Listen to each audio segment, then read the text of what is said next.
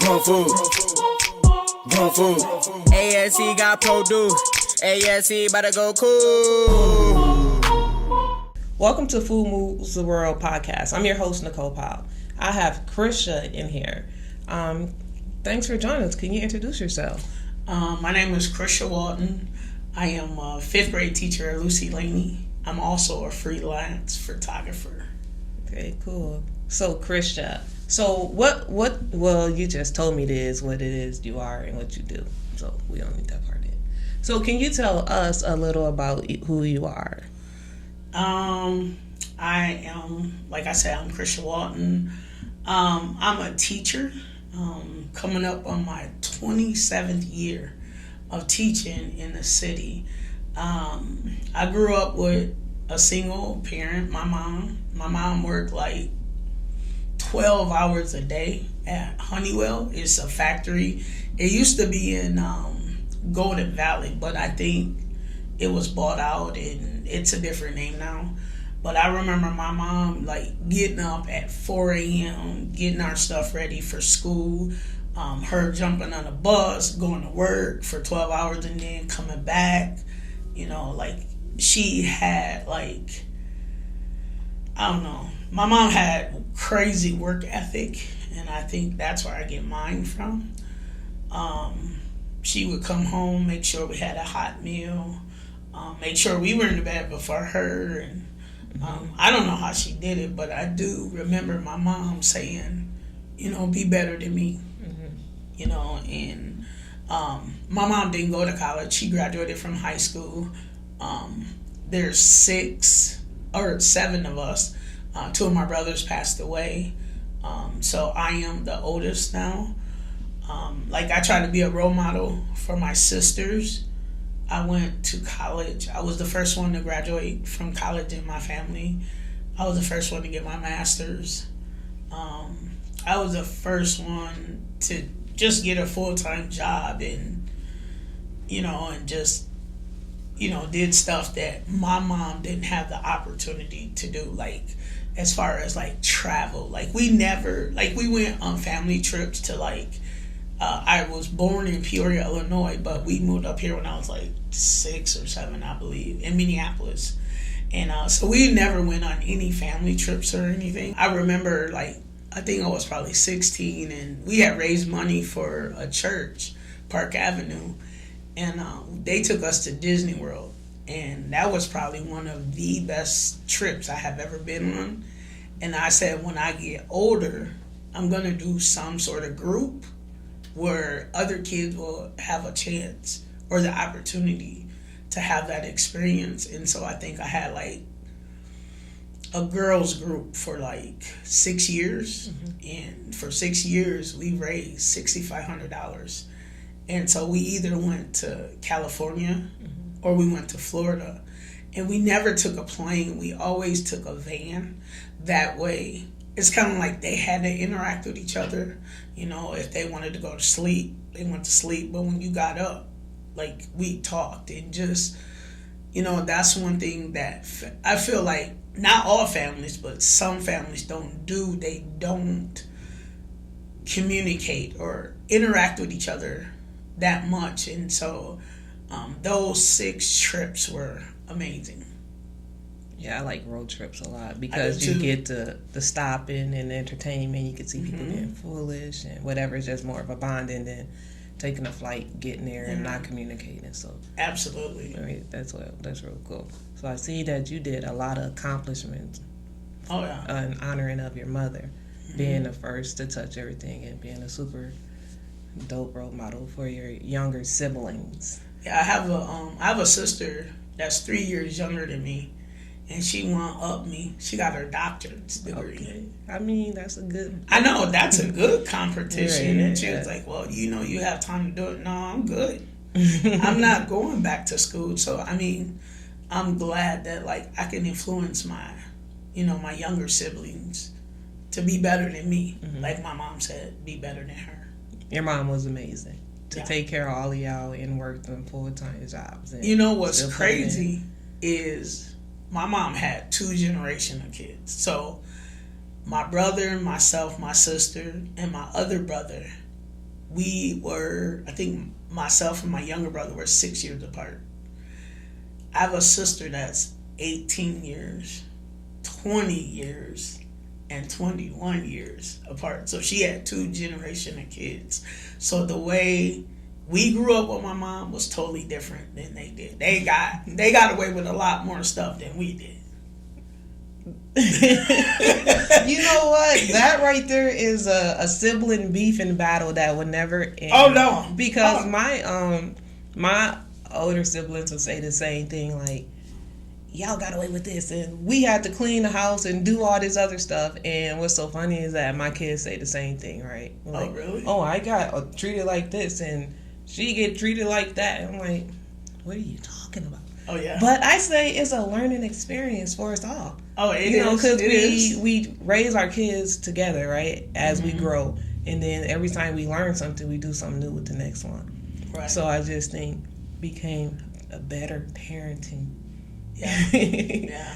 But we don't get it, right? Be like, nah, you just being soft. No. I need you to do what you did to me. Yeah, especially my little sister, the one that's 21 years younger than me. Oh my gosh. I'm like, dude, you got away with murder.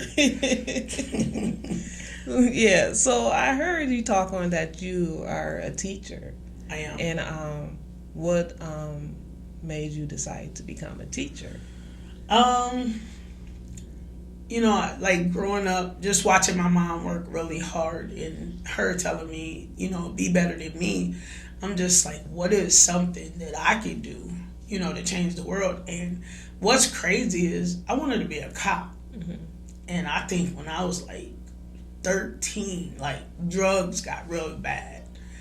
And I don't know, and I think I was well beyond my years, and I was just like, you know, I don't want my mom to have to live life without me if something happened. And so I had a teacher, and his name was Mr. Hall, and he was just like, he grabbed, like he didn't literally grab me, he told me, he was watching me wander in the hallway, and he said, hey, come talk to me, math teacher, love math.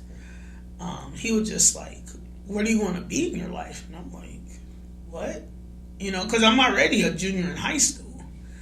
And like, I don't know. And he's like, I see so much potential in you. You know, like I felt like he spoke life into me. And he, you know, Caucasian man, like, you know, there was a couple African American teachers there, you know, and I figured it was their job, you know, to feed into me. Because I went to Edison, which was predominantly white. And I just felt like I never related to the 2 African American teachers that were there. But here we have Mr. Hall bringing me in, just, you know, feeding life, you know, giving me life. Like, I see your potential. What do you want to be? And now just like, wow, you know, like, this is what teachers do. And, you know, and I figured it was like too late. Well, it really wasn't too late, but I'm just like, I'm not ready to go to college yet. So I went to the Navy. Mm-hmm. And while I was in the Navy, I was taking classes to become a teacher. And when I went to college, I majored in business, which is weird, right? Mm-hmm. Because, you know, we didn't grow up rich. You know, I'm just like, you know, at the college I went to in Chicago, everybody majored in business, and, you know, everybody went to the same company. And I think I got caught up in the material stuff. Like, I could get a car, I could get my own apartment, you know, I can finally have stuff that I wanted, but that wasn't me. You know, I remember, like, when Air Force Ones came out in, like, 86. I know, I'm old. I was Don't judge me. Don't judge me. Don't judge me. And them bad boys was probably $50, maybe. And so I told my mom, hey, you know, I really want those. Can you buy them? She said, no, you can go get a job. Mm-hmm. And so I went and got a job at Burger King over Northeast, and that was wild. But I remember getting them shoes, and I was excited, probably a half a day. And I was just like, wow, you know, I spent $50 on these shoes, and they're not all that. And I think that experience really like changed my mind on stuff. Like, I don't need $200 Jordans. I mean, my camera. I'm pretty penny for my camera. I am, because it's something that I use to help others. But just, after I graduated from college, I did the business world for 2 years, and it wasn't me. I wasn't happy and whatever. And I just felt like my heart was telling me, because I was in Michigan. I moved from, I went to the military, then I graduated, went to Chicago, then I moved to Michigan, and then my heart is telling me, go back home. So I came back home. I was a building sub for Minneapolis, and then I got into this teaching program where they helped me get my master's, they helped me get my license, and I don't have kids, so I said, I am going to treat these kids like they're my own. In the military, I'm really strict, and I'm sure your kid lets you know. I don't let them breathe, but I feel like sometimes you got to put your foot on their necks to let them know that you care. Like, I feel like if I let you get away with everything, you won't learn. And being a teacher is not all academics. It's real life stuff. I feel like kids learn more when I told them my personal stories. Like my school is located on Penn Avenue, which is one of the craziest streets in Minneapolis, one of the roughest. And I used to always say, you're safe in this building. Once you get outside this building, you never know what you're going to encounter. So I want to help prepare you for that. So. Yeah. Teaching. Yeah. And, it's hard. You got kids that they don't listen. Like, some of the kids run their household and they talk to their parents crazy. And then you have some kids that, they don't get any attention from their parents. And then you have kids that, they're somewhere in the middle. And so, like, at the beginning of the year, every year, for the last 26 years, I have this script. And I rewrite it every year. It's the same thing. But I'm so OCD.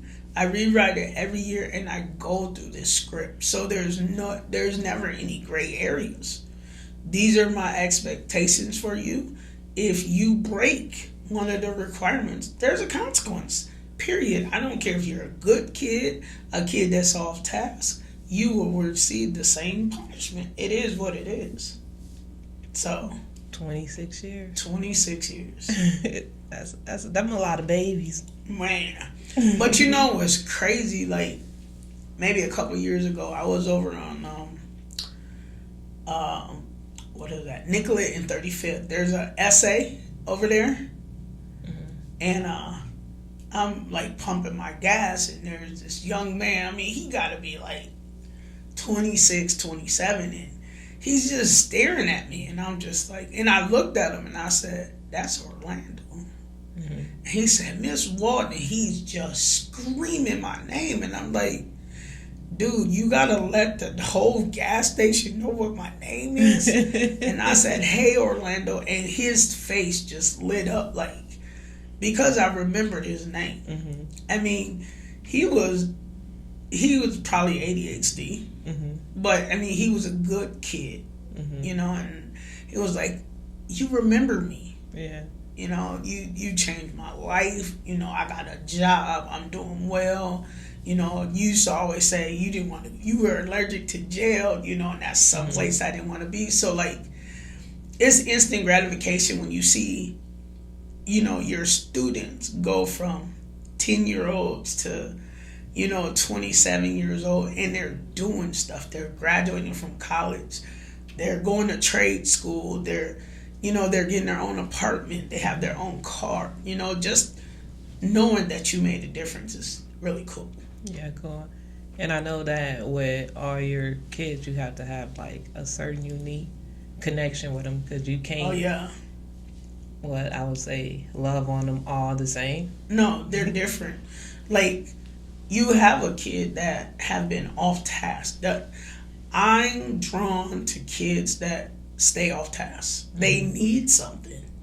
And I think for me, I'm trying to figure out what they need. And when I find it, all that off task, that stuff they used to do, it calms down. I'm not saying they're perfect, but most of them, all they want is your attention.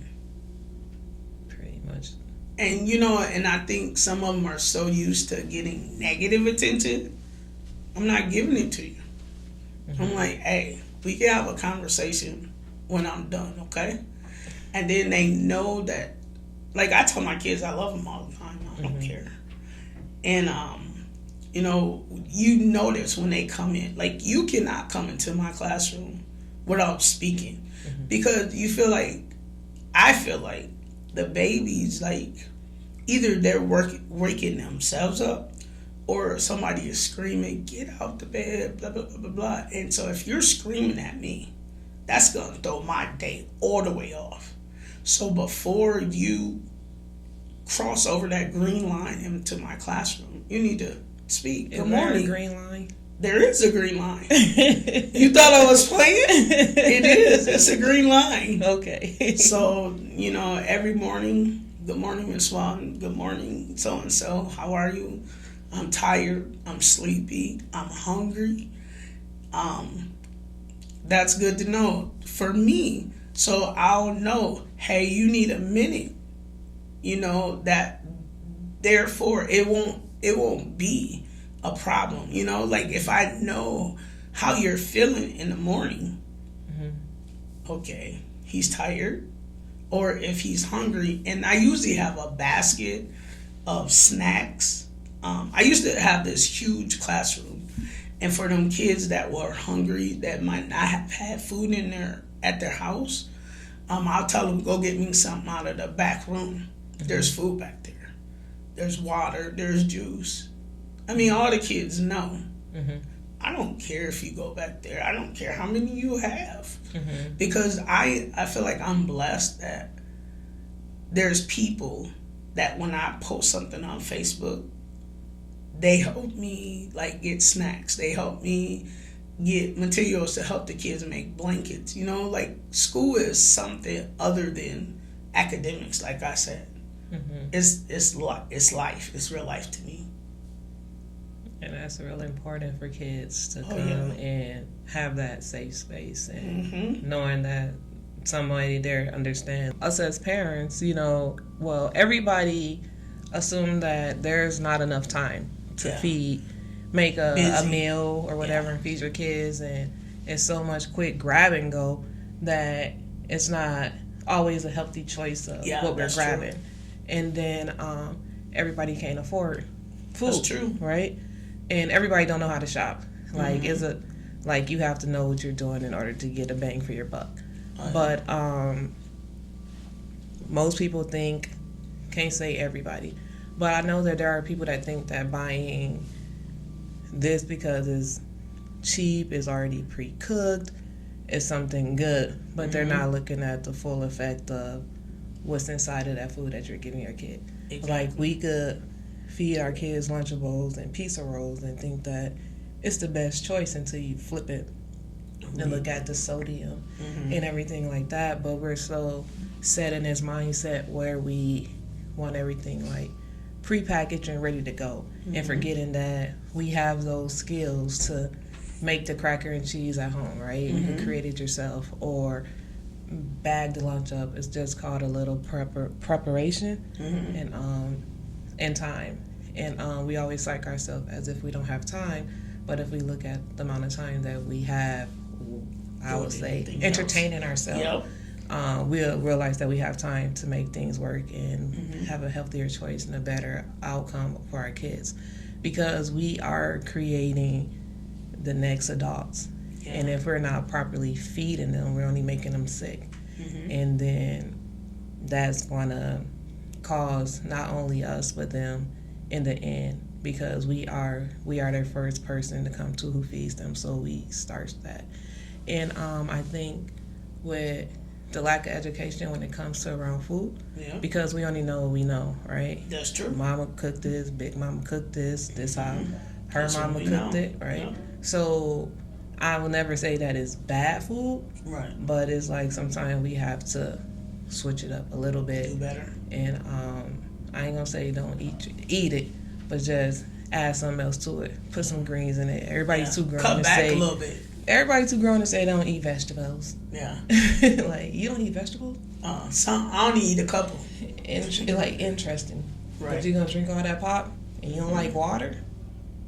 Interesting. True. Right. So I have a question where I ask everybody on here, like, we know that when we're born, we're guaranteed one thing, right? Mm-hmm. And when that time do come, but I also ask, as we age and all the work you put in, what is most important to you, like your legacy?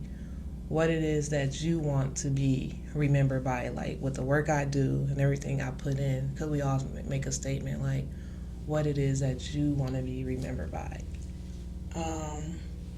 I think for me, I want people, so when you're at my funeral, I want people to say she cared, she loved us, she made a difference, I went above and beyond, you know, because we live in a world where everybody is just all about me, and I don't feel like I'm the type of person, I feel like I put others before myself, and sometimes I might even have a bad habit of, you know, putting too many people in front of myself instead of taking care of me.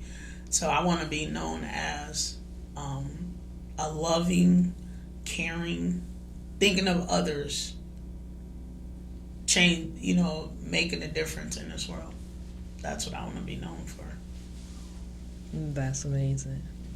So I want to thank you for joining me today.